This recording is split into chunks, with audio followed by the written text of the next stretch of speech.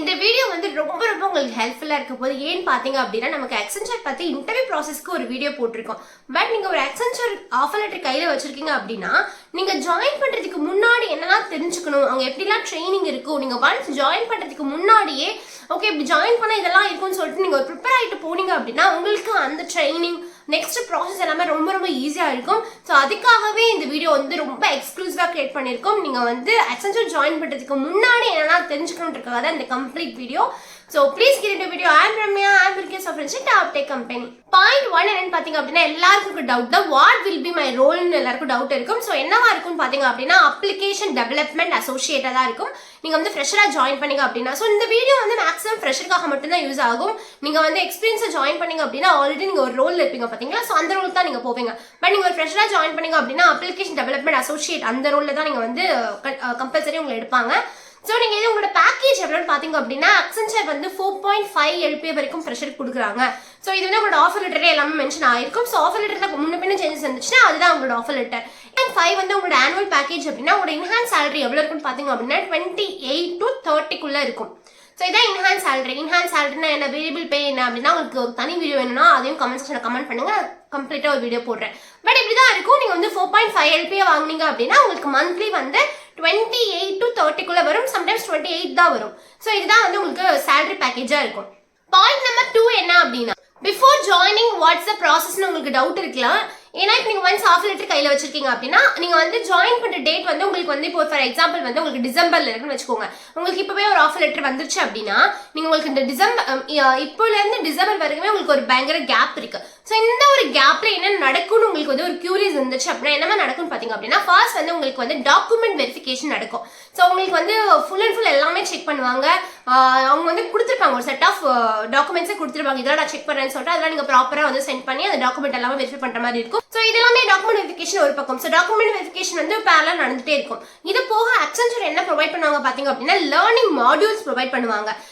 நீங்க வந்து இப்போ ஒரு ஏப்ரல்ல இருக்கீங்கன்னு வச்சுக்கோங்களேன், ஏப்ரல்ல இருந்து நீங்க வந்து டிசம்பர் ஜாயின் பண்றதுக்கு உள்ள வந்து உங்களுக்கு ஒரு கேப் இருக்குல்ல, அதுல வந்து நீங்க லேர்ன் பண்றதுக்கு வந்து உங்களுக்கு லேர்னிங் மாடியூல்ஸ் கொடுப்பாங்க. அது பர்டிகுலர் வெப்சைட்ஸோ இல்லை பர்டிகுலர் ஒரு நீங்க அக்சஸ் பண்ற மாதிரி உங்களோட லாகின் ஐடி பாஸ்வேர்ட் போட்டு நீங்க அந்த போர்ட்டல் வந்து அக்சஸ் பண்ற மாதிரி இருக்கும். அது லேர்னிங் மாடியூல்ஸ் இருக்கும். அது வந்து எப்படின்னா ஒரு ஃபண்டமெண்டலா இருக்கலாம், பிசினஸ் இங்கிலீஷ் பத்தி இருக்கலாம், இல்ல நீங்க வந்து ஒரு பர்டிகுலர் கோர்சஸ் பத்தி பைத்தானோட பேசிக்ஸ் இருக்கலாம், டேட்டாபேஸ் பேசிக்ஸ் சொல்லிட்டு உங்களுக்கு ஒரு லேர்னிங் மாடியூல்ஸ் கொடுத்துருப்பாங்க. அதுமே நீங்க வந்து அந்த டைமுக்குள்ள முடிக்க வேண்டியதா இருக்கும். ஸோ இப்போ நீங்க ஜாயின் பண்ண போறீங்க அப்படின்னா அதை ஜாயின் பண்றதுக்கு முன்னாடி வரைக்கும் நீங்க இதை ஃபுல்லா முடிக்கிற மாதிரி இருக்கும். நீங்க கண்டிப்பா வந்து ஜாயின் பண்றதுக்கு முன்னாடி 90% முடிக்கணும் அப்படின்றத அவங்க எக்ஸ்பெக்ட் பண்ணுவாங்க.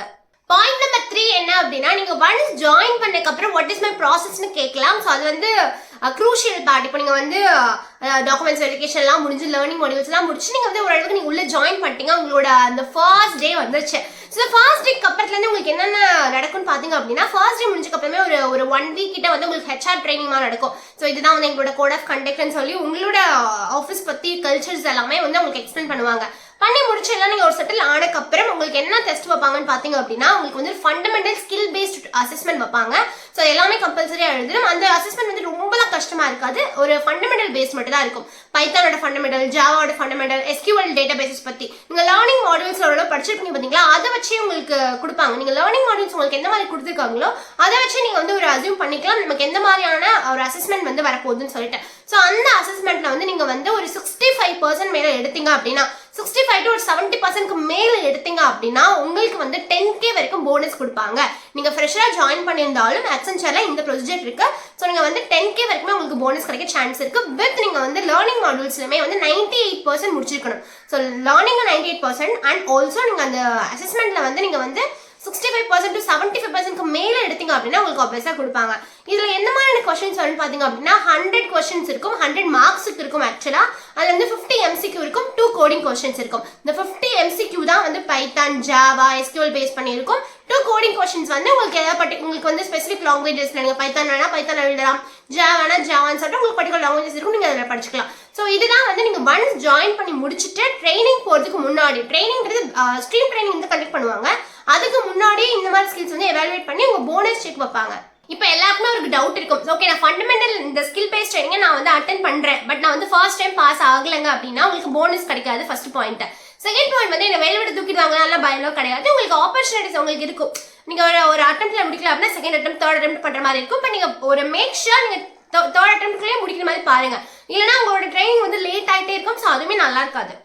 பாயிண்ட் நம்பர் 4 என்னன்னு பாத்தீங்க அப்படின்னா, இப்பதான் ஸ்ட்ரீம் ட்ரைனிங் நீங்க வந்து ஒன்ஸ் உள்ள ஜாயின் பண்ணி இந்த ஃபண்டமெண்டல் அசஸ்மெண்ட்லாம் முடிச்சதுக்கு அப்புறம் உங்களுக்கு நார்மலான ட்ரைனிங் ஸ்டார்ட் பண்ணுவாங்க. இந்த ஸ்ட்ரீம் ட்ரைனிங்ன்றது வந்து ஒரு பர்டிகுலர் டெக்னாலஜி பேஸ்டு லேர்னிங்கா இருக்கும். ஃபார் எக்ஸாம்பிள் வந்து நீங்க வந்து சூஸ் பண்றதெல்லாம் கிடையாதுங்க. நீங்க வந்து ஒரு எம்என்சி வந்துட்டீங்கன்னாவே நீங்க ஒரு ப்ராஜெக்ட் சூஸ் பண்றதோ இல்லை நீங்க ஒரு டெக்னாலஜி சூஸ் பண்றதோ கிடையவே கிடையாது. அவங்க வந்து ரேண்டமா அப்ப இருக்க என்னென்ன ப்ராஜெக்ட்ஸ் இருக்கு, அந்த ப்ராஜெக்ட் ரெக்யர்மெண்ட்டுக்கு என்னென்ன ஸ்கில் பேஸ் தேவைப்படுதுன்னு சொல்லிட்டு அந்த ஸ்கில் செட்டுக்கு தேவையான ஆளுங்களை தான் வந்து ட்ரெயின் பண்ணுவாங்க. ஸோ வந்து யூ கான்ட் எக்ஸ்பெக்ட் எனக்கு இந்த டெக்னாலஜிஸ் வேணும்லாம் எக்ஸ்பெக்ட் பண்ணவே முடியாது. ஸோ இப்போ வந்து ஸ்ட்ரீம் ட்ரைனிங் எந்த மாதிரி ட்ரைனிங்ஸ்லாம் நடக்கும்னு பார்த்தீங்க அப்படின்னா, பைத்தான் பேஸ்டா இருக்கும், இல்லை ஜாவா பேஸ், இல்லை .NET, இல்லை ASP, இந்த மாதிரி நிறைய விஷயங்கள் நடக்கும். C++ கூட சம்டைம் ட்ரைனிங் வைப்பாங்க. அலாங் வித் தீஸ் டெக்னாலஜிஸ் உங்களுக்கு SQL பேஸ்லயுமே ட்ரைனிங் நடக்கும். சம்டைம்ஸ் வந்து உங்களுக்கு கிளவுட் பேஸ்ட் ட்ரைனிங் கனெக்ட் பண்ணுவாங்க.